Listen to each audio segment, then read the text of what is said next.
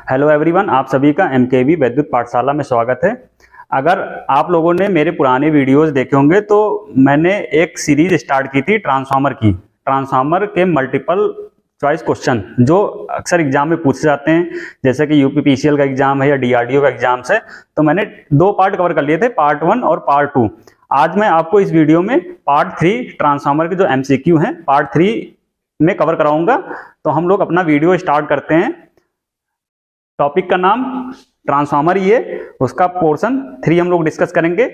अगर आप लोगों ने पुराने वीडियोस देखे होंगे तो मैंने वहां पे जो लास्ट क्वेश्चन डिस्कस किया था 47 डिस्कस किया था, जो कि मैंने बताया था ट्रांसफार्मर का वोल्टेज रेगुलेशन का फॉर्मूला। तो वोल्टेज रेगुलेशन का फॉर्मूला क्या होता है? No load voltage minus full load voltage upon no load voltage, या कहीं कहीं क्या होता है फुल लोड वोल्टेज भी होता है। इसलिए नीचे हम कहते हैं कि हमेशा आप रखो रेटेड वोल्टेज। तो वोल्टेज रेगुलेशन का फॉर्मूला क्या हो जाएगा? No load voltage minus full load voltage divided by rated voltage multiplied by 100।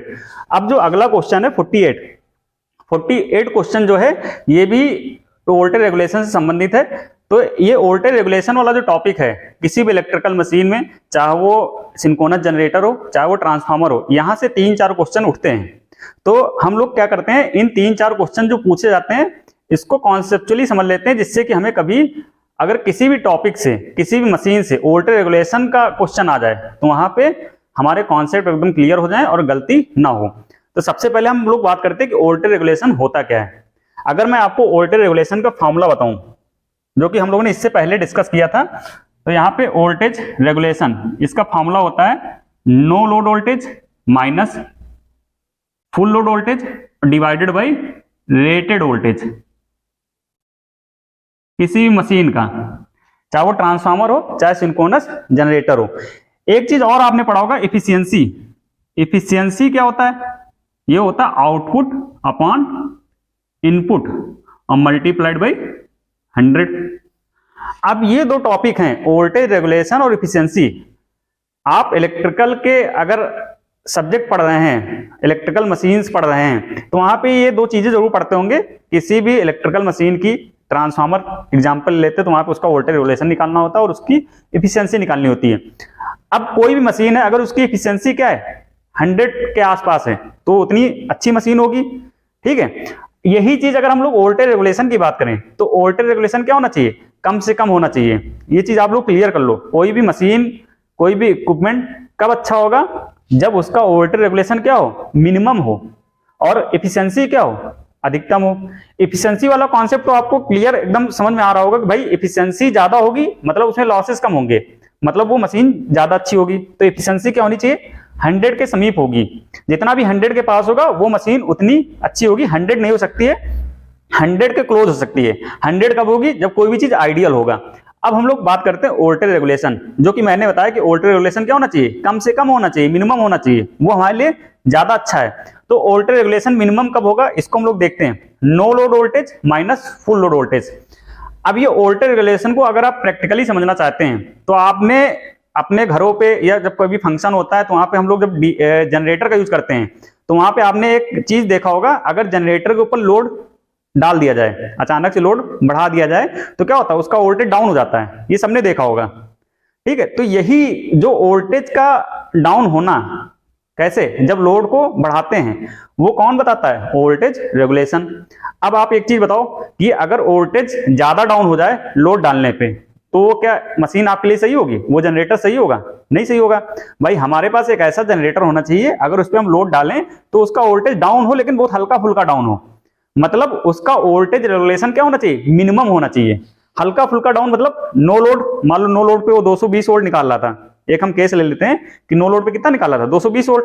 अब आपने उस पे फुल लोड डाला, तो फुल लोड डालने पे उसका वोल्टेज हो गया मान लो डाउन होके 150, और नीचे हम लोग full load voltage rated voltage ले सकते हैं, इसको 150, ठीक है। तो नीचे वाला तो कॉमन फैक्टर है, तो 220, मैं एक बार फिर से लिख देता हूं इसको। अभी हम लोग पढ़ रहे थे वोल्टेज रेगुलेशन, ये क्या है? No load minus full load upon rated, ठीक है। हम लोग एग्जांपल डिस्कस कर रहे थे कि 220 वोल्ट था नो लोड पे, जब हमने वोल्टेज उस पे डाला तो हो गया 150। तो ये डिफरेंस क्या हो गया? आप देखो कैलकुलेट करो, लगभग आ जाएगा 70। अगर हम मान लो हमारे पास कोई एक ऐसी मशीन है कि हमने उस पर लोड डाला और उसका वोल्टेज हल्का डाउन होता है, मतलब 220 से वो आ गया 200, तो यहाँ पे कितना आ जाएगा 20, नीचे रहेगा जो भी है रेटेड वोल्टेज। ठीक है, रेटेड वोल्टेज क्या होता है, नॉर्मली फुल लोड वोल्टेज ही होता है। ठीक, तो यहाँ पे आप दोनों केस को अगर डिस्कस करेंगे तो वोल्टेज रेगुलेशन किसका कम होगा, नीचे वाले केस का, मतलब जिसमें लोड डालने पे वोल्टेज में हल्का फुल्का डिक्रीमेंट हो रहा है, डिक्रीज हो रहा है, तो वो मशीन हमारे लिए अच्छी होगी। तो यहां से आप एक चीज समझ सकते हैं, इस चीज को हमेशा आपको याद रखना है, किसी भी इलेक्ट्रिकल मशीन का वोल्टेज रेगुलेशन क्या होना चाहिए, मिनिमम होना चाहिए, और उसकी इफिशियंसी क्या होनी चाहिए, अधिकतम होनी चाहिए। क्लियर। अब आते हैं जो वोल्टेज रेगुलेशन से कई सारे क्वेश्चंस एग्जाम में पूछे जाते हैं। तो किसी भी ट्रांसफार्मर का वोल्टेज रेगुलेशन जो होता है, मिनिमम कब होगा, कब मैक्सिमम होगा, कब प्लस होगा, कब माइनस होगा, ये डिपेंड करता है आउटपुट पे हमने कैसा लोड लगा रखा है। तो आप लोगों ने लोड पढ़ा होगा, लोड जो होते हैं 3 टाइप के होते हैं, एक रेजिस्टिव लोड होता है, एक इंडक्टिव लोड होता है और एक कैपेसिटिव लोड होता है। रेजिस्टिव लोड मतलब unity power factor. Clear. Inductor जब बढ़ जाता है आउटपुट में तो क्या हो जाता है, लैगिंग पावर फैक्टर, और जब कैपेसिटेंस हो जाता है तो वहां पावर फैक्टर कैसा आता है, लीडिंग पावर फैक्टर। ये बेसिक इलेक्ट्रिकल की इंफॉर्मेशन है। लैगिंग, लीडिंग और यूनिटी। यूनिटी कब होगा, जब रेजिस्टिव होगा, जब इंडक्टर होगा तो लैगिंग होगा, और जब कैपेसिटर होगा तो क्या होगा, लीडिंग होगा। आरएल है या आरसी भी हो सकता है या आरएलसी भी हो सकता है। तो ये बेसिक इलेक्ट्रिकल की बातें हो गई। कुल मिला के हमें समझना है कि लोड कुछ इस टाइप के हो सकते हैं। अब ये लोड जब आउटपुट में कनेक्ट किए जाएंगे तो वोल्टेज में कैसा इफेक्ट आता है ट्रांसफार्मर के, आउटपुट वोल्टेज ज्यादा होता है कि बढ़ जाता है। ठीक है, तो उसी चीज को हम लोग वोल्टेज रेगुलेशन से समझेंगे। तो यहाँ पे जो क्वेश्चन है हमारा, क्वेश्चन है कि किस लोड पावर फैक्टर पे वोल्टेज रेगुलेशन शून्य होता है। शून्य मतलब बहुत अच्छा हो गया ना, अभी हमने आपको बताया कि मिनिमम वोल्टेज रेगुलेशन होना चाहिए। तो मिनिमम में कंडीशन आ गई शून्य वाली, तो शून्य तो बहुत अच्छा हो गया। ठीक है, तो अब एक चीज आपको मैं बता देता हूं, जब कभी भी कोई भी इलेक्ट्रिकल मशीन है, चाहे वो सिंक्रोनस जनरेटर हो चाहे ट्रांसफार्मर हो, अगर उसके आउटपुट पे कैपेसिटर लगा है, मतलब लीडिंग पावर फैक्टर टाइप का लोड लगा है, तो आउटपुट वोल्टेज क्या होता है, बढ़ जाता है। इस चीज को आप लोग याद रखेंगे। अगर वहां पे आउटपुट पे क्या लगा है, इंडक्टर लगा है, इंडक्टर लगाने से क्या होता है, वोल्टेज जो होता है डाउन हो जाता है। ठीक है, अब अगर आउटपुट वोल्टेज बढ़ गया, देखो यहां पे फॉर्मूला क्या था, no load minus full load divided by rated. ठीक, अब हमने एक ऐसा लोड लगाया, लोड लगाने से क्या हो गया, आउटपुट वोल्टेज बढ़ गया। तो यहां 220 था, यहां हो गया 230, तो वोल्टेज रेगुलेशन क्या हो जाएगा, माइनस में हो जाएगा। ठीक है, क्लियर, समझ में आ रहा है भाई। 220 और यहां पे क्या आ गया, माइनस का 230, तो ऋणात्मक वोल्टेज रेगुलेशन आ गया। क्लियर। अगर आउटपुट वोल्टेज क्या हो जाए, डाउन हो जाए, ये 200 था 220 और यहां पे आ गया 200, तो यहां पे जो वोल्टेज रेगुलेशन आएगा हमेशा क्या आएगा, प्लस में आएगा। तो प्लस कब आएगा, जब कैसा लोड होगा, लैगिंग। अभी हमने आपको बताया जब इंडक्टर लगा होता है तो इंडक्टर में क्या होता है, वोल्टेज डाउन हो जाता है। अगर आउटपुट पे इंडक्टर लगा होगा या लैगिंग लोड लगा हो तो वोल्टेज रेगुलेशन कैसा आएगा, पॉजिटिव आएगा, क्योंकि नो लोड वोल्टेज ज्यादा है, लोड डालने पे कम हो गया तो वैल्यू क्या आएगी, प्लस में आ जाएगी। अगर आउटपुट पे कैपेसिटर लगा है, लीडिंग पावर फैक्टर टाइप का लोड लगा है, तो लीडिंग में क्या होगा, आउटपुट वोल्टेज बढ़ जाएगा। आउटपुट वोल्टेज बढ़ जाएगा तो छोटा माइनस बड़ा क्या आएगा, माइनस में आएगा। तो वोल्टेज रेगुलेशन क्या आएगा, माइनस में आएगा। ठीक है, तो इस क्वेश्चन को हम लोग अब समझ लिए हैं। तो यहां से कई सारे क्वेश्चंस हो जाएंगे। तो सबसे पहला क्वेश्चन यही था कि नो लोड, किस लोड पे वोल्टेज रेगुलेशन शून्य होता है। शून्य मतलब no load minus full load की वैल्यू लगभग 0 आ जाए। तो यहां पे इसका आंसर क्या होगा, लीडिंग।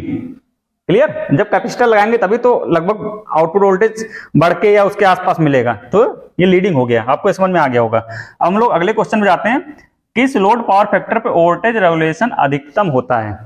वोल्टेज रेगुलेशन अधिकतम होता है। तो वोल्टेज रेगुलेशन का फॉर्मूला अभी हमने आपको बताया था कि voltage regulation no load minus full load upon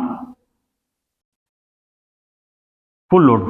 ठीक है, अब अधिकतम कब होगा, आप यहां सोचो, नो लोड ज्यादा है, फुल लोड कम है, तो प्लस में वैल्यू आएगी, अधिकतम होगा। अधिकतम मतलब क्या है, हमने अभी आपको स्टार्टिंग बताया कि वोल्टेज रेगुलेशन क्या होना चाहिए, मिनिमम होना चाहिए। वोल्टेज रेगुलेशन अधिकतम होगा मतलब वोल्टेज में ज्यादा ड्रॉप हो रहा है। ज्यादा ड्रॉप कब होता है, जब लैगिंग टाइप का लोड लगा हो या इंडक्टर टाइप का लोड आउटपुट पे लगा हो। तो इसका आंसर क्या हो जाएगा, चौथा वाला, कि लैगिंग पावर फैक्टर पे जो वोल्टेज रेगुलेशन क्या होगा, अधिकतम होगा।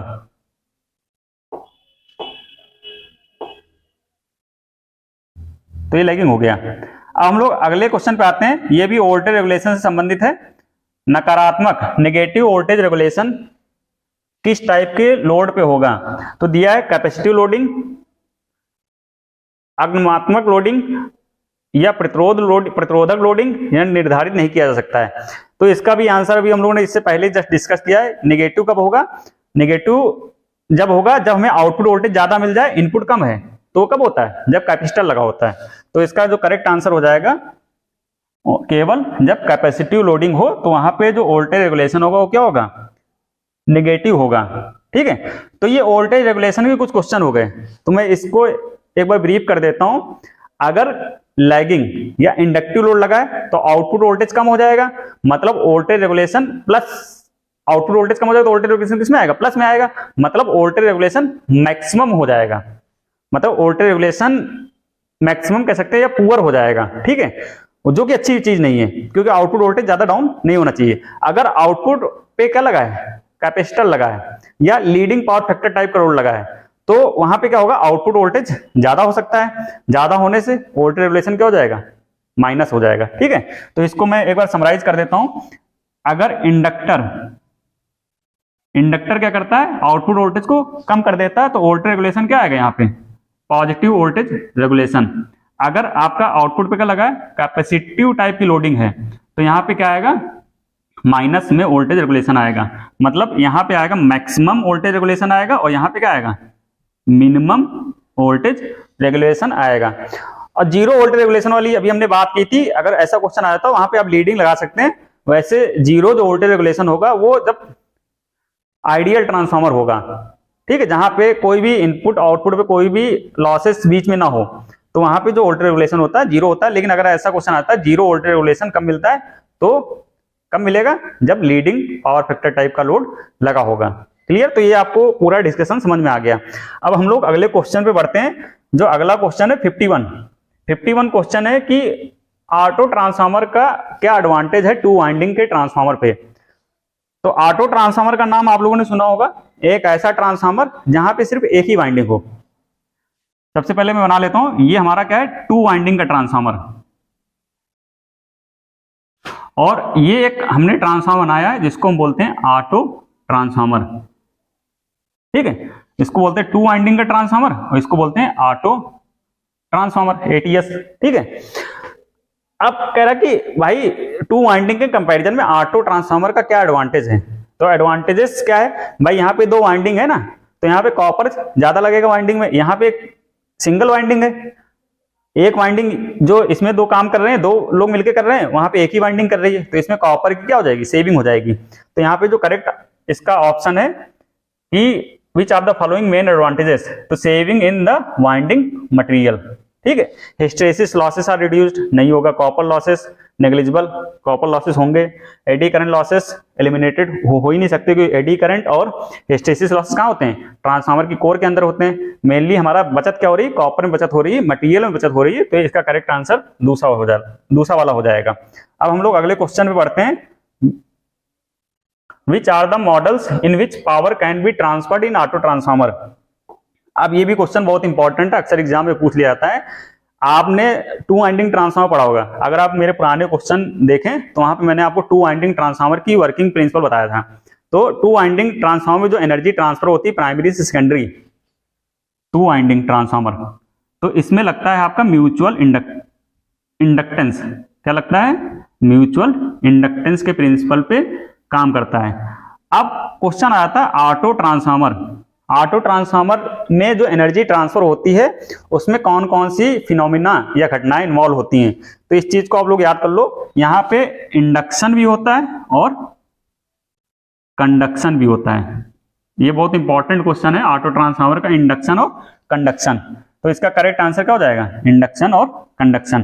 कंडक्शन क्यों होगा, क्योंकि प्राइमरी और सेकेंडरी क्या होती है, एक ही होती ना, तो यहाँ पे पावर जो ट्रांसफर्ड होती है वो इंडक्टिव फॉर्म में भी होती है और कंडक्टिव फॉर्म में भी होती है। जहां पे कनेक्शन आ जाता है वहां पे कंडक्टेंस भी आ जाएगा।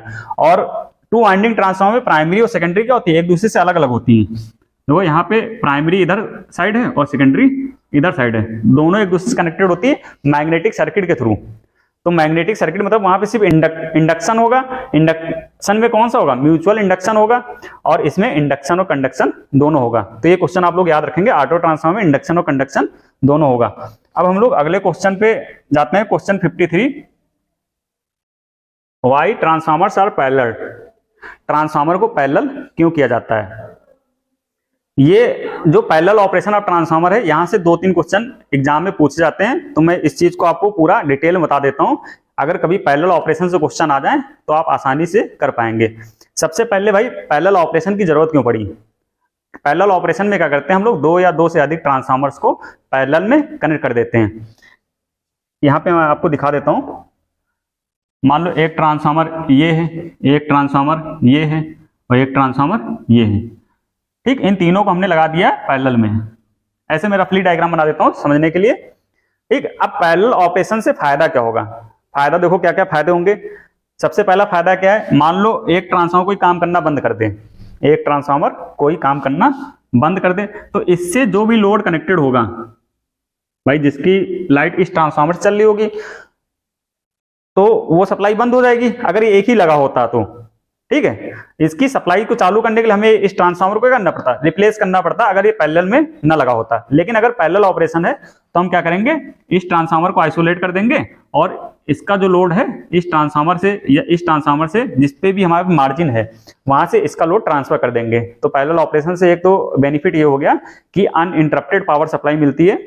कभी भी अगर कोई ट्रांसफार्मर में कोई फॉल्ट आ जाए, डैमेज हो जाए, तो बाकी के जो ट्रांसफार्मर्स उसके साथ पैरेलल में लगे हुए हैं उससे हम सप्लाई को मेंटेन कर सकते हैं। पहला फायदा ये हो गया। दूसरा फायदा क्या होता है, मान लो इस ट्रांसफार्मर पे हमें कोई काम करना है, मेंटेनेंस करना है, इस ट्रांसफार्मर की मान लो बुशिंग चेंज करना है या इसका ब्रीदर चेंज करना है, जो भी कुछ छोटे मोटे काम होते रहते हैं, तो अगर इस पे काम करना है तो हमें इसकी सप्लाई बंद करनी पड़ेगी। अगर ये अकेला ट्रांसफार्मर होगा, सप्लाई बंद कर देंगे तो जो कंज्यूमर्स लगे होंगे उनका भी क्या होगा, पावर सप्लाई ऑफ हो जाएगा। लेकिन अगर हमने पैरेलल ऑपरेशन कर रखा है 2 या 2 से अधिक ट्रांसफार्मर्स का, तो ये आसानी से बाकी और ट्रांसफार्मर से यहाँ का लोड ट्रांसफर किया जा सकता है। तो दूसरा फायदा ये हो गया। और भी कई सारे फायदे होते हैं पैरेलल ऑपरेशन के, ठीक है। तो यहाँ जो क्वेश्चन है, ट्रांसफार्मर को पैरेलल क्यों किया जाता है। पहला, economical than replacing one single large unit, less maintenance cost to handle more load, economical factors more load capacity and less maintenance, ठीक है। मेंटेनेंस वाला तो मैंने आपको समझा दिया। मोर लोड कैपेसिटी, अब लोड मान लो क्या होगा, एक ट्रांसफार्मर सिंगल ट्रांसफार्मर था, एक सिंगल ट्रांसफार्मर था, यहां से कोई एक कॉलोनी चल रही थी, एक कोई सोसाइटी थी, ये चल रही थी।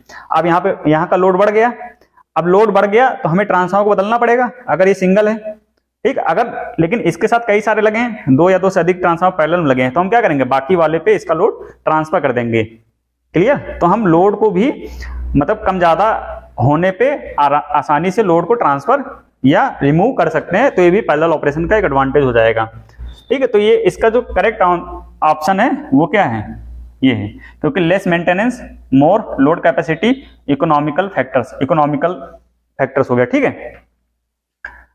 अब अगला जो है क्वेश्चन है, 2 सिंगल फेज ट्रांसफार्मर को समांतर में चलाने के लिए क्या कंडीशन लगती हैं। अब भाई अगर 2 या 2 से अधिक लोगों को पैरेलल में लगाना है तो उनमें क्या होनी चाहिए, कुछ समानताएं होनी चाहिए, कुछ कंडीशंस सेम होनी चाहिए, तभी हम उसको पैरेलल में लगा पाएंगे। तो अगर ऐसे हमें ट्रांसफार्मर को अगर पैरेलल में लगाना है तो उसके लिए कौन कौन सी कंडीशंस होती हैं। तो सबसे पहला दिया है same efficiency, same polarity, same KVA rating, same number of turns. तो इसका जो करेक्ट आंसर है सेम पोलैरिटी। तो मैं कंडीशंस लिख देता हूं। सबसे पहली कंडीशन क्या है, सेम पोलैरिटी, ठीक है, पहली कंडीशन। दूसरी कंडीशन है फ्रीक्वेंसी उनकी सेम होनी चाहिए।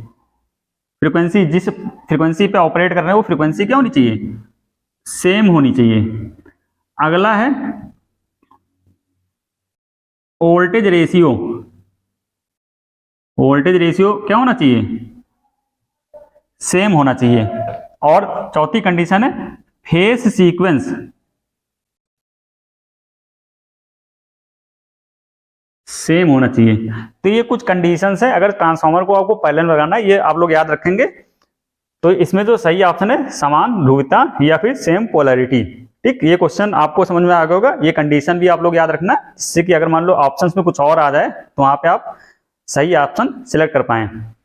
अब अगला क्वेश्चन है which is to be short circuited on performing short circuit test of a transformer.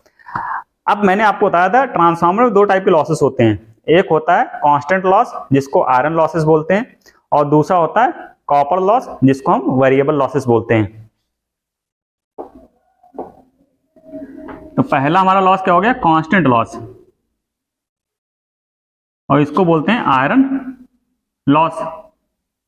इसका एक और नाम है जिसको बोलते हैं आयरन लॉस, कांस्टेंट लॉस। और आयरन लॉस कहां पे होता है, कोर में होता है, तो इसको दूसरे नाम से जानते हैं कोर लॉस के नाम से जानते हैं। ठीक है, अब ये जो लॉसेस होते हैं ये दो टाइप के होते हैं, एक होता है हिस्टैरिसीस और एक होता है एडी करंट लॉस। ठीक, इसके बारे में मैंने स्टार्टिंग में डिस्कस किया था। और दूसरा जो लॉस होता है इसको बोलते हैं वेरिएबल लॉस। क्या बोलते हैं, वेरिएबल लॉस। इसका एक और नाम है कॉपर लॉस, या फिर इसको बोलते हैं आई स्क्वायर आर लॉस। ठीक है, ये लोड के ऊपर डिपेंड करता है, इसलिए इसको वेरिएबल लॉस कहते हैं, चेंज होता रहता है। अब इसमें जो क्वेश्चन पूछे जाते हैं एग्जाम में हम लोगों को समझ लेते हैं। पहला क्वेश्चन पूछा था कांस्टेंट लॉस के लिए कौन सा टेस्ट करते हैं, तो ये आप लोग याद रखेंगे, इसके लिए करते हैं open circuit test. Clear. Variable loss के लिए कौन सा टेस्ट करते हैं, शॉर्ट सर्किट टेस्ट। ठीक, अब अगला क्वेश्चन पूछा जाता है ओपन सर्किट टेस्ट किस साइड करते हैं, एलवी साइड करते हैं या एचवी साइड करते हैं, या इससे पहले और open circuit test rated voltage पे करते हैं या फिर रेटेड करंट पे करते हैं। तो ओपन सर्किट टेस्ट किस पे करते हैं, रेटेड वोल्टेज पे। ये भी आप लोग याद रखेंगे किस पे करते हैं, रेटेड वोल्टेज पे। और जो शॉर्ट सर्किट टेस्ट होता है उसको किस पे करते हैं, भाई कॉपर लॉस है ना, आई स्क्वायर। आप कभी भूल जाए, कंफ्यूजन हो जाए रेटेड वोल्टेज या रेटेड करंट, तो मैं आपको बता देता हूं आई स्क्वायर आर, करंट आ रहा ना यहाँ पे कॉपर लॉस में, तो इसको करेंगे आई फॉर करंट, तो इसको करेंगे रेटेड करंट में। ठीक है, अगर आपको ये कॉपर लॉस याद हो गया तो आयरन लॉसेस क्या हो जाएंगे, रेटेड वोल्टेज पे। क्लियर, ये एक क्वेश्चन बनता है। अब अगला पूछा जाता है कि ये एलवी साइड करते हैं या फिर एचवी साइड करते हैं। इसमें भी वही सेम चीज, ये एलवी साइड करते हैं या एचवी साइड करते हैं। एक और क्वेश्चन पूछा जाता है ओपन सर्किट में ओपन करते हैं, एलवी साइड को ओपन करते हैं या एचवी साइड को ओपन करते हैं। ऐसे शॉर्ट सर्किट में शॉर्ट करते हैं एलवी साइड को या फिर एचवी साइड को। आप समझ सकते हैं कितना इंपॉर्टेंट टॉपिक है। इस चीज को आप लोग समझ लेंगे तो 3-4 क्वेश्चन आपके ट्रांसफार्मर के एकदम पक्का हो जाएंगे, और बहुत ज्यादा चांसेस रहते हैं कि यहां से एक आधा क्वेश्चन एग्जाम में पूछा जाता है। तो पहला तो इसका नाम दोनों के, फिर इनके लिए ओपन सर्किट, इसके लिए शॉर्ट सर्किट, ये रेटेड करंट पे, ये रेटेड वोल्टेज पे।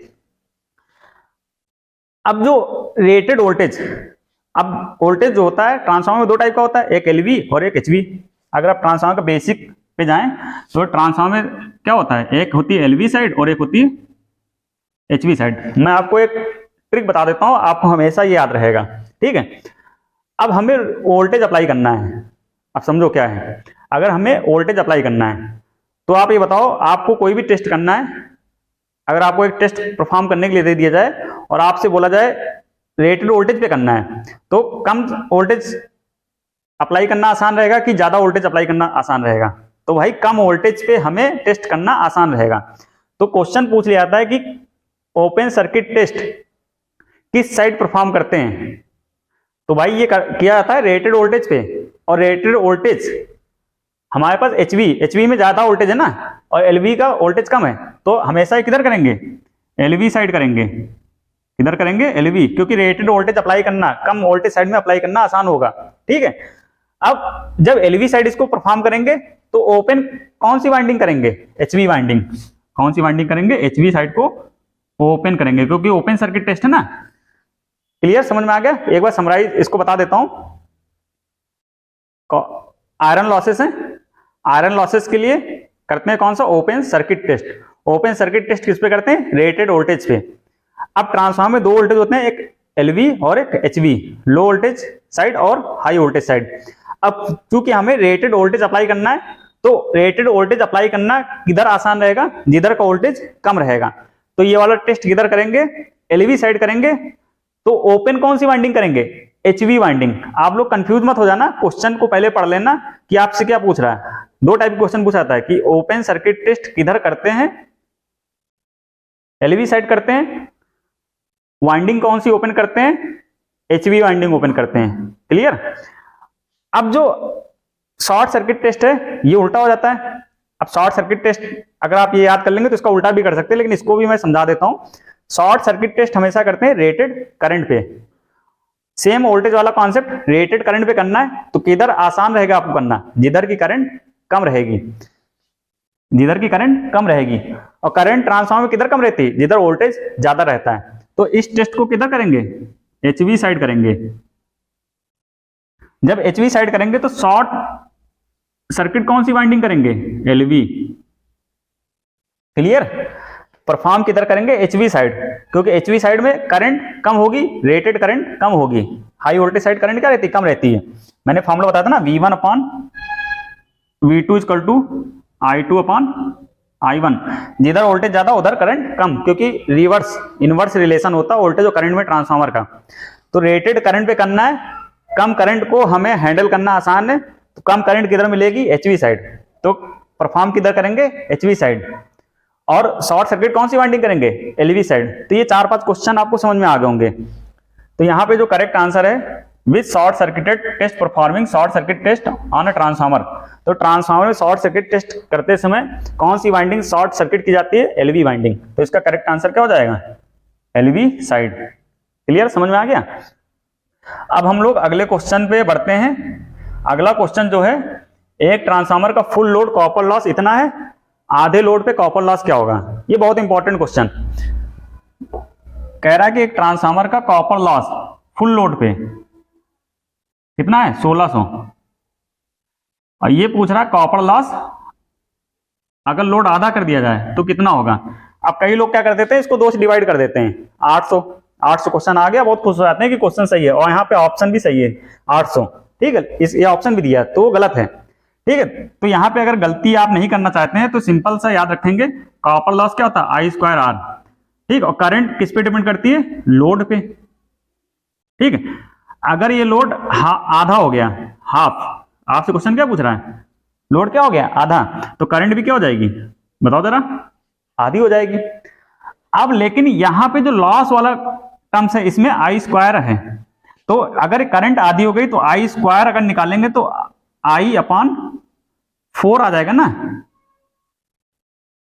हाफ लोड पे। अगर हाफ लोड पे अगर हमसे आपसे कहें I² की वैल्यू निकालो तो क्या आ जाएगा? I²/4 हाफ लोड पे। क्लियर? ये क्या फुल लोड पे? समझ में आ रहा होगा आपको। I/2 नहीं करना है, I² है लॉस में, तो I²/4। तो कॉपर लॉस कितना हो जाएगा?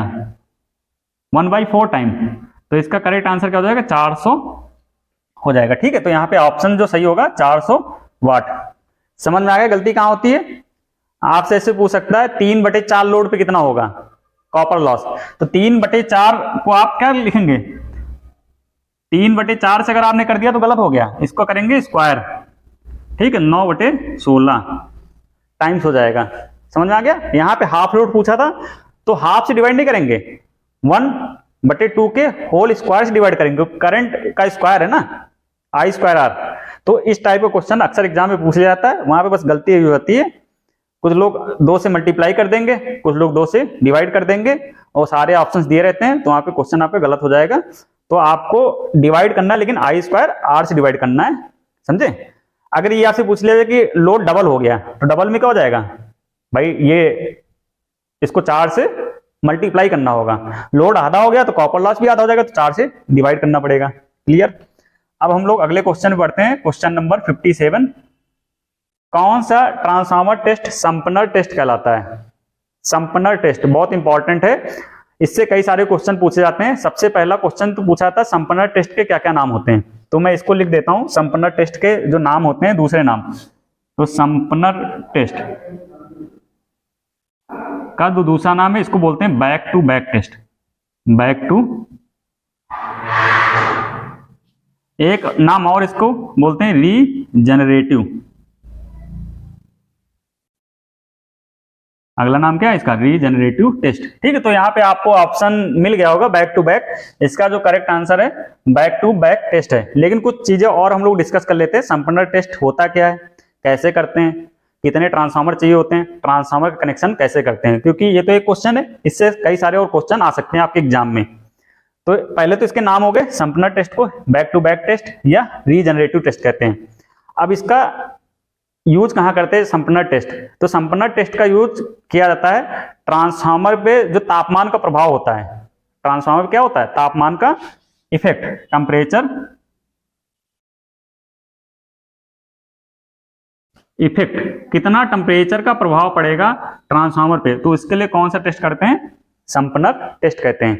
ठीक है, अब अगला आता है इसमें कितने ट्रांसफार्मर यूज किए जाते हैं। तो इस टेस्ट को परफॉर्म करने के लिए 2 ट्रांसफार्मर यूज होते हैं। कितने ट्रांसफार्मर चाहिए होते हैं? 2 ट्रांसफार्मर।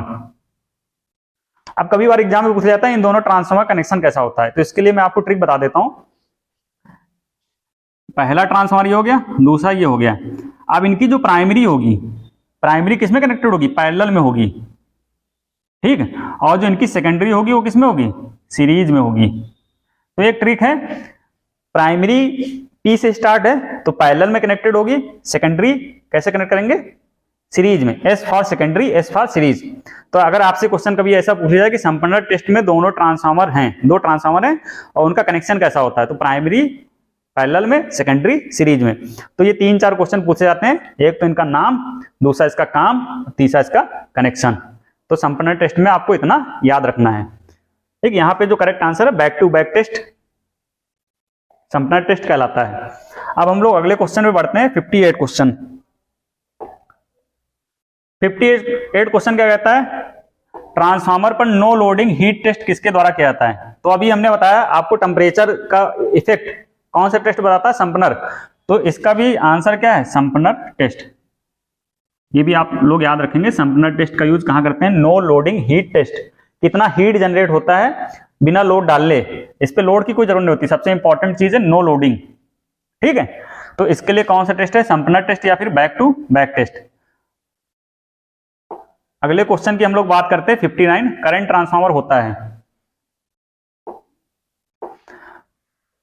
अब हम लोगों ने अभी तक जो क्वेश्चन पढ़े या देखे, यहाँ पे हमने बात की आपसे ऑटो ट्रांसफार्मर की या फिर 2 वाइंडिंग ट्रांसफार्मर की। अब हमारे जो अगले कुछ क्वेश्चंस हैं वो आपके इंस्ट्रूमेंट ट्रांसफार्मर पे होंगे। इंस्ट्रूमेंट ट्रांसफार्मर जो होते हैं 2 टाइप के होते हैं। पहला तो क्वेश्चन यही पूछ लिया था, एक होता है CT और एक होता है PT। इनको बोलते हैं इंस्ट्रूमेंट ट्रांसफार्मर, क्योंकि इनकी सहायता से हम बड़े से बड़े वोल्टेज को और बड़े से बड़ी करंट को आसानी से नाप सकते हैं। ठीक है, तो करंट ट्रांसफार्मर से हम करंट को नाप सकते हैं, सहायता से। नापता कौन है? अमीटर। और पोटेंशियल ट्रांसफार्मर की सहायता से हम वोल्टेज को मेजर कर सकते हैं with the help of volt meter. ठीक, इनका यूज कहां करते हैं? मान लो हमारे पास बहुत ज्यादा एम्पियर की करंट है, 5000 एम्पियर की करंट है। अब हमें 5000 एम्पियर की करंट को नापना है, तो हमारे पास ऐसा अमीटर नहीं है जो कि 5000 एम्पियर को नाप पाए। तो हमें क्या करना पड़ेगा? एक करंट ट्रांसफार्मर की सहायता से इस 5000 एम्पियर को कम करंट में कन्वर्ट करना पड़ेगा। तो इसके लिए यूज होता है CT। तो CT जो आती है हमारे पास कई टाइप की आती है, जैसे कि ऐसा आता है 1000/5 या फिर 1000/1। ये CT की रेटिंग होती है। मतलब ये प्राइमरी में 1000 एम्पियर करंट है तो आउटपुट पे कितना देगा? 5 एम्पियर। अब इस 5 एम्पियर करंट को हम आसानी से अमीटर की सहायता से नाप लेंगे।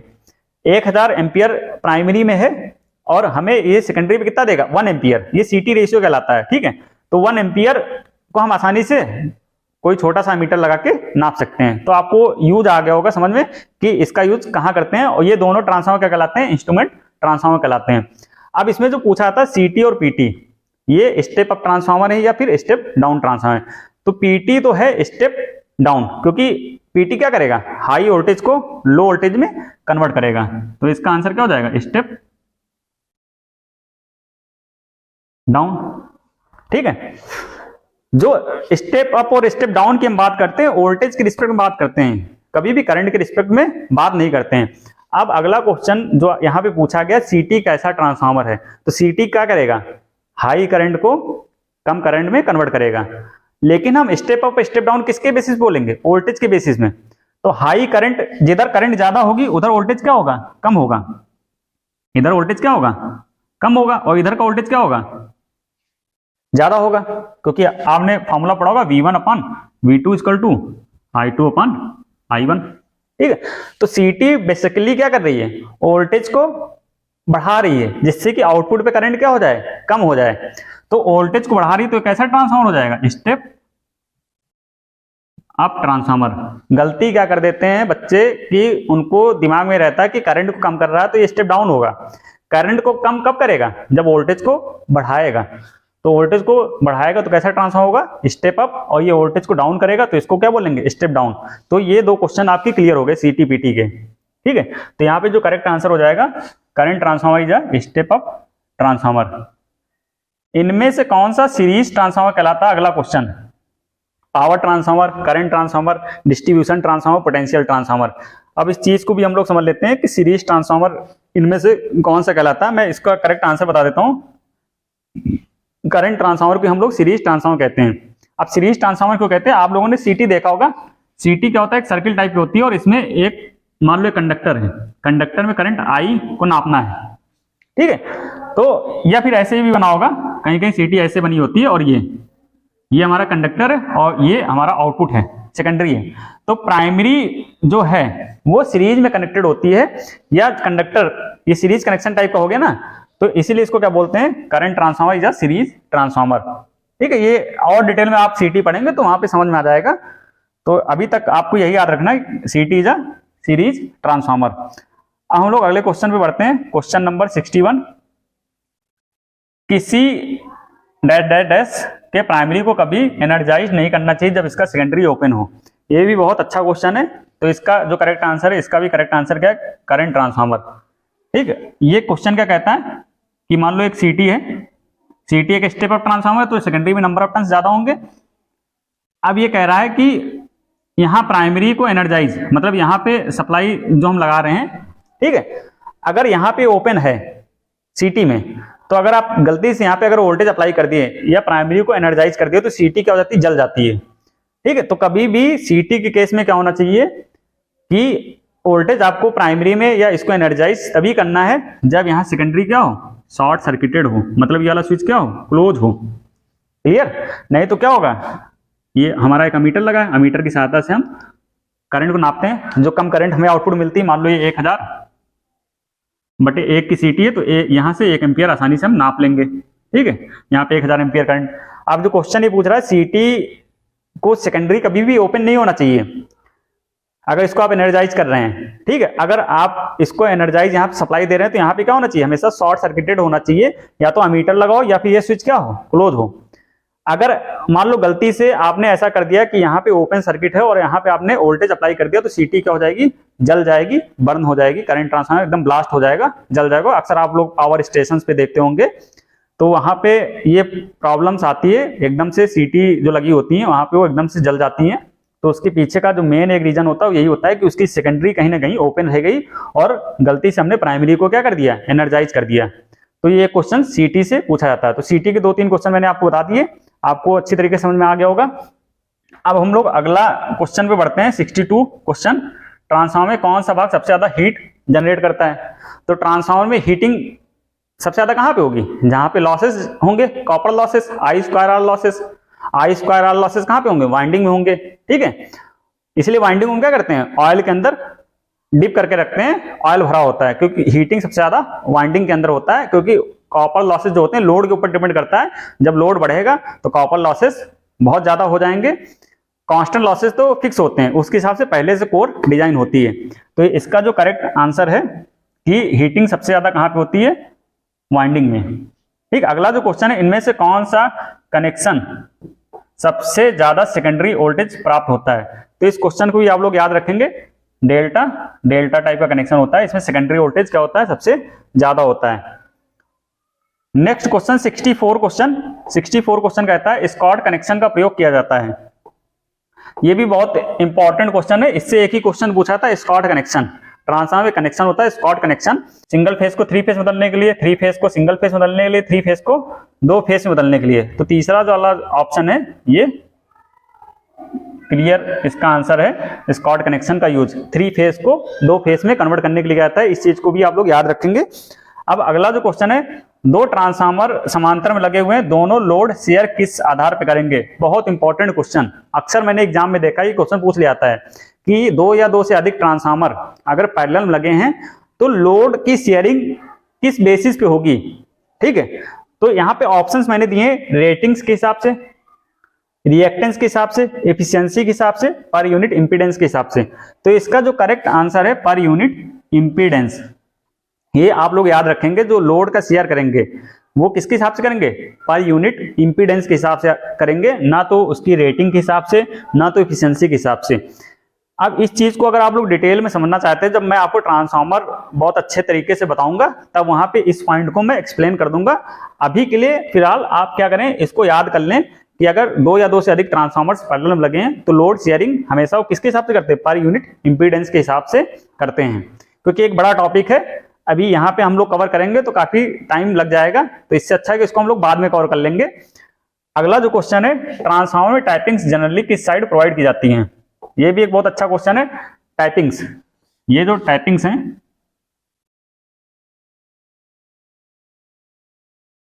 ठीक है, तो यहाँ नंबर ऑफ टर्न्स ज्यादा तो ये एचवी साइड हो जाएगी और ये क्या हो जाएगी? एलवी साइड हो जाएगी। ठीक है, जिधर नंबर ऑफ टर्न्स ज्यादा वो क्या हो जाती है? एचवी, जिधर नंबर ऑफ टर्न्स कम वो क्या हो जाएगी? एलवी। अब आपसे पूछ रहा है टाइपिंग्स किधर ली जाती हैं, एचवी साइड या एलवी साइड? तो इसका आंसर जो है एचवी साइड। इसका करेक्ट आंसर क्या है? टाइपिंग्स जो नॉर्मली होती है वो एचवी साइड की जाती है। और इसमें ऑप्शन पूछा गया कि एचवी साइड क्यों की जाती है, तो इसको भी हम लोग समझ लेते हैं एचवी साइड क्यों की जाती है। तो यहाँ पे आप देख रहे होंगे ये वाइंडिंग की लेंथ, नंबर ऑफ टर्न्स ज्यादा ना, तो यहाँ पे ये टाइपिंग्स हम ज्यादा दे सकते हैं देखो, और यहाँ पे हम कुछ ही टाइपिंग्स निकाल सकते हैं, 2 या 3 जितनी भी उसकी नंबर ऑफ टर्न्स हैं तो टाइपिंग्स उतना निकाल सकते हैं। तो अगर एलवी साइड देंगे तो पहला तो नुकसान ये होगा कि आप वोल्टेज में वेरिएशन कम कर सकते हैं। भाई देखो यहाँ पे अगर आप लाएंगे तो नंबर ऑफ टर्न्स दूसरे होंगे, यहाँ पे लाएंगे तो वोल्टेज दूसरा मिलेगा, यहाँ पे लाएंगे तो तीसरा मिलेगा वोल्टेज, यहाँ पे अलग मिलेगा, यहाँ पे अलग मिलेगा। ऐसे यहाँ पे कई सारा हमें वोल्टेज मिल सकता है अगर हमने टाइपिंग्स को एचवी साइड रखा। लेकिन अगर आपने एलवी साइड लगा दिया तो एलवी साइड क्या होगा? कुछ ही पॉसिबल रेंज है, वेरिएशन बहुत कम है, पहला रीजन। अब दूसरा रीजन आप लोगों ने पढ़ा होगा कि एचवी साइड करंट क्या होती है। ये मान लो करंट I1 और ये करंट क्या है? I2 है। तो एचवी साइड जिधर वोल्टेज ज्यादा उधर करंट कम होती है। अब करंट कम होने से क्या फायदा होगा? ये आप लोग देखोगे जब 2 टैप या तार को ज्वाइंट करते हैं तो क्या होता है? स्पार्किंग होती है। अब यहाँ पे आप देखो, अगर ये वाला टैप उठ करके यहाँ पे आएगा या यहाँ पे जाएगा तो स्पार्किंग होगी, और स्पार्किंग किस पे डिपेंड करेगी? करंट की वैल्यू के ऊपर। आप देखोगे अगर लोड ज्यादा हो, अगर वहां पे आपको कनेक्शन करने को बोला जाए तो वहां पे ज्यादा स्पार्किंग होती है, क्योंकि वहां पे करंट, उस वाइंडिंग में करंट या उस वायर में करंट ज्यादा फ्लो होती है। तो भाई यहाँ पे एलवी में करंट ज्यादा है, अगर आप यहाँ पे टाइप चेंज करेंगे तो क्या होगा? स्पार्किंग ज्यादा होगी, और यहाँ पे स्पार्किंग कम होगी क्योंकि इस वाइंडिंग में करंट क्या है? कम है। करंट कम होने से स्पार्किंग कम होगी, जिससे ट्रांसफार्मर के अंदर फॉल्ट होने के चांसेस या उसके अंदर वाइंडिंग में आग लगने के चांसेस कम हो जाएंगे। तो दूसरा रीजन आपको समझ में आ गया कि इसमें स्पार्किंग क्या होगी? कम होगी। ठीक, तो ये कुछ रीजन है जिसकी वजह से टाइपिंग्स क्या करते हैं? एचवी साइड प्रोवाइड करते हैं। तो इसमें ऑप्शन हम लोग देख लेते हैं। एचवी साइड करंट लो होती है, बहुत ज्यादा वेरिएशन किया जा सकता है, उपरोक्त सभी फिजिकल एक्सेस करना आसान होता है। अब इस चीज को भी हम लोग समझ लेते हैं, फिजिकल एक्सेस करना। तो आपने अगर ट्रांसफार्मर कंस्ट्रक्शन पढ़ा हुआ, कोर टाइप ट्रांसफार्मर, तो इसमें क्या होता है? ये एलवी अंदर होती है और एचवी क्या होती है? बाहर की तरफ होती है। देखो ये एचवी होती है और ये क्या होती है? एलवी होती है। ठीक है, तो अगर हम आपसे कह दें कि टैप्स को लगाना है तो कहां पे आसान रहेगा? जो चीज बाहर है ना वहां पे टैप्स प्रोवाइड करना आसान होगा। तो ये पॉइंट वही कहता है फिजिकल एक्सेस करना आसान होता है। तो इसका जो करेक्ट आंसर हो जाएगा उपरोक्त सभी। अगर आप इस वाले कॉन्सेप्ट को समझना चाहते हैं एचवी साइड क्यों करते हैं, तो इसके लिए मैंने अलग से एक वीडियो बना रखा है, आप मेरे चैनल पे जाइएगा तो आपको वहां मिल जाएगा कि ट्रांसफार्मर को जो टाइपिंग्स होती है वो एचवी साइड क्यों करते हैं, एचवी साइड करने से क्या क्या फायदे हो जाते हैं, या फिर एलवी साइड करेंगे तो क्या क्या नुकसान हो जाएगा। तो आप उस वीडियो को देख लेंगे, मैं नीचे डिस्क्रिप्शन में लिंक भी दे दूंगा, तो वहां से आप इस कॉन्सेप्ट को और डिटेल में समझ सकते हैं। तो कुल मिला के यहाँ जो इसका करेक्ट आंसर है उपरोक्त सभी। अब अगला जो क्वेश्चन है 68, एक 50 केवीए 200 हर्ट्ज का ट्रांसफार्मर है, 50 हर्ट्ज पे चलाया जाता है, तो उसकी केवीए रेटिंग क्या होगी? बहुत इजी क्वेश्चन है। ये कह रहा है कि 200 हर्ट्ज पे कितना है? 500 केवीए, ठीक। और आपसे पूछ रहा है 50 हर्ट्ज पे, तो 50 पे मान लो x, तो x की वैल्यू कैसे निकालते हैं? 50 मल्टीप्लाइड बाई 500 डिवाइडेड बाई 200, तो यहां से ये कट जाएगा, ये कट जाएगा।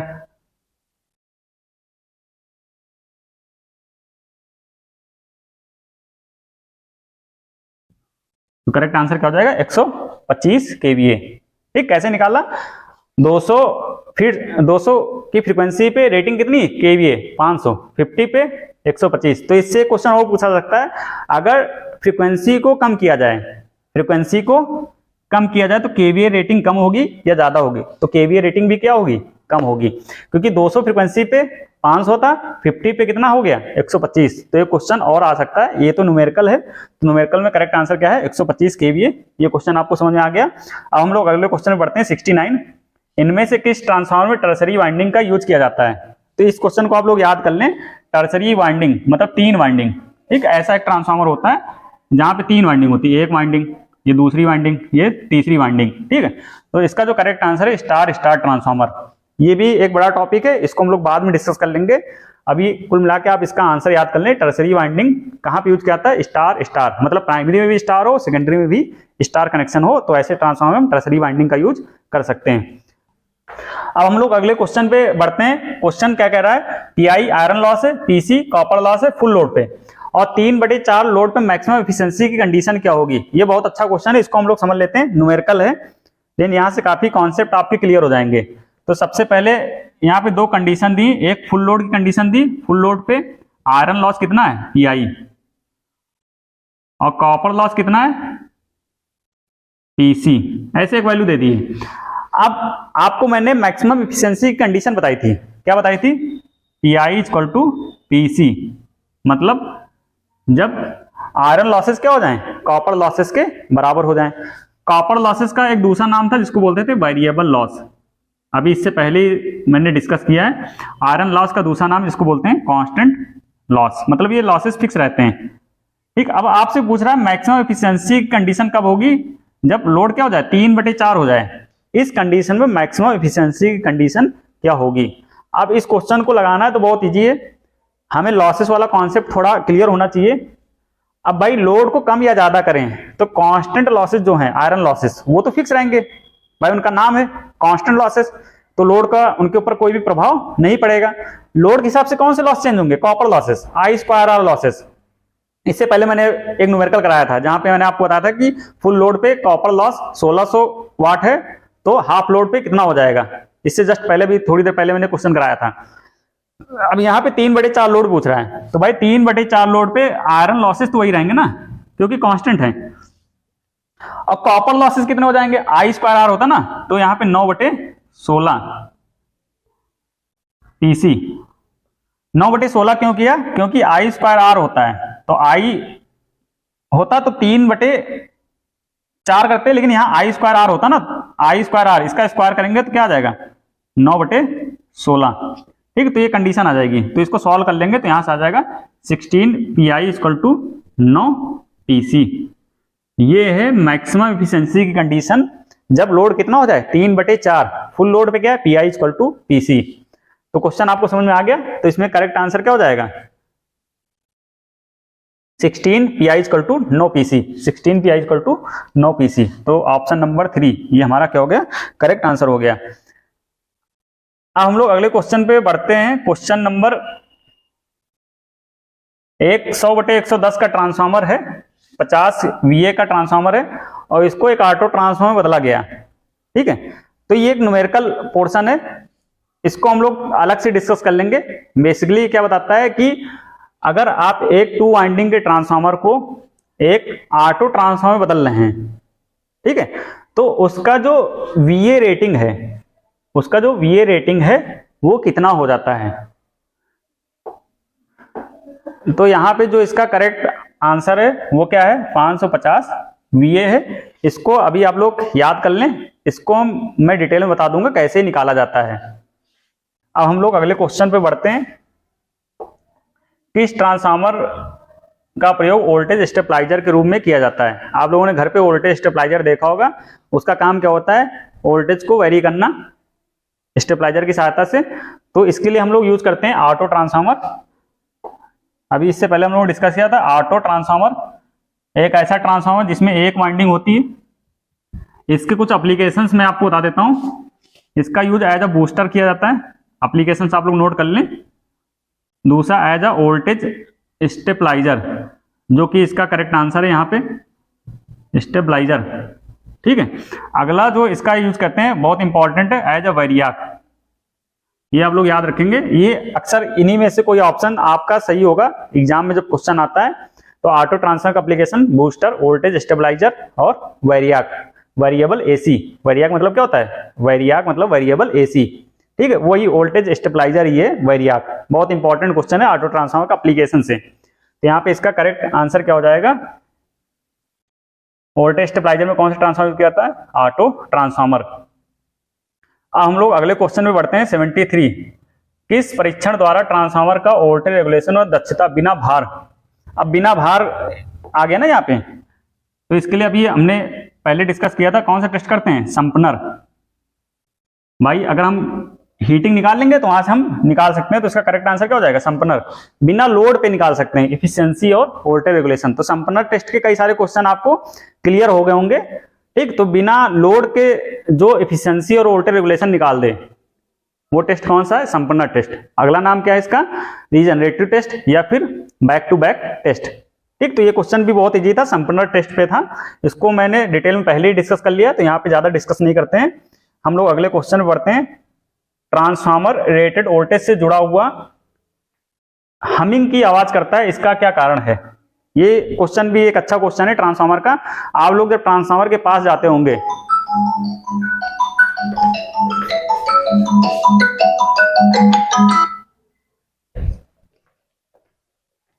ये भी एक बहुत अच्छा क्वेश्चन है। जब आप लोग कभी ट्रांसफार्मर के पास से निकलते होंगे तो वहां पे भिनभिनाहट की आवाज होती है, भीम करके, जिसको हमिंग साउंड कहते हैं। तो इसके पीछे का रीजन होता है, ट्रांसफार्मर का कोर जो होता है वो सिकुड़ता है, फैलता है, जिसको हम बोलते हैं मैग्नेटो स्टिक्शन। यहाँ पे इसका करेक्ट आंसर क्या हो जाएगा?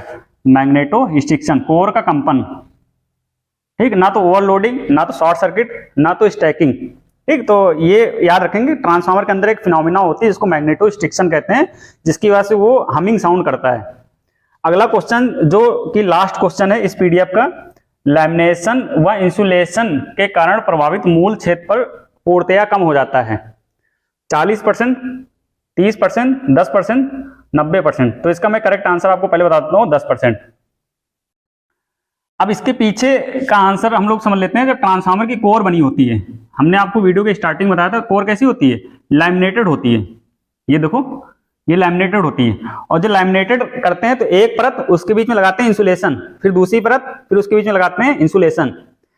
तो एक कोर वाला मटेरियल हो गया सिलिकॉन स्टील का, अब उसके बीच हमने क्या लगा दिया? लैमिनेशन। तो एक एरिया हो गया जिसमें लैमिनेशन भी है और कोर भी है, ठीक है, मटेरियल भी है, और एक एरिया हो गया लैमिनेशन। तो लैमिनेशन, यही क्वेश्चन कह रहा है, लैमिनेशन व इंसुलेशन के प्रभावित मूल क्षेत्रफल पूर्णतया कम हो जाता है, ठीक है। तो ये स्टैकिंग फैक्टर आपने पढ़ा होगा, स्टैकिंग फैक्टर क्वेश्चन है। तो ये जो होता है 10%, ये आप लोग याद रखेंगे। 10% के आसपास वो एरिया जो होता है कम हो जाता है। स्टैकिंग फैक्टर के बारे में है, इस चीज को भी हम लोग डिटेल में समझ लेंगे कि जब हम लोग ट्रांसफार्मर का पूरा डिटेल पढ़ेंगे तब वहां पे मैं आपको एक्सप्लेन कर दूंगा स्टैकिंग फैक्टर। अभी तो आप ये याद कर लें कि कितना एरिया कम हो जाता है, वो उसके पीछे कहीं ना कहीं रीजन स्टैकिंग फैक्टर वाला वो ये 10% होता है। थोड़ा बहुत मैंने आपको एक्सप्लेन भी किया है कि भाई एक कोर, एक लैमिनेटेड स्ट्रक्चर है, उसके बीच में इंसुलेशन लगाया, फिर लैमिनेटेड स्ट्रक्चर, फिर इंसुलेशन। तो एक एरिया क्या हो गया? समूचा एरिया हो गया। एक एरिया क्या हो गया? बिना लैमिनेशन के। लैमिनेशन की मोटाई कितनी होती है? 0.35 mm। तो वही ये कॉन्सेप्ट यहाँ पे पूछ रहा है, तो 10% आप लोग याद रखेंगे। उम्मीद करता हूं कि आप लोगों को जितना भी मैंने ट्रांसफार्मर के कुछ क्वेश्चंस बताए, लगभग 75 क्वेश्चन मैंने बताए, पार्ट 1, पार्ट 2, पार्ट 3 करके, ये आप लोग वीडियो देख लीजिए। और मैंने कोशिश ये की है कि जितना भी थ्योरेटिकल पोर्शन है ट्रांसफार्मर का, ये कहने को तो 75 क्वेश्चन है, लेकिन यहाँ से आप लगभग 150-200 क्वेश्चन आसानी से कंप्लीट कर सकते हैं। क्योंकि मैंने ट्रांसफार्मर की थ्योरी भी साथ साथ कवर कराई है और उससे कितने क्वेश्चंस बन सकते हैं किसी भी एग्जाम में, तो आसानी से आप वो कर पाएंगे इन 75 के अलावा।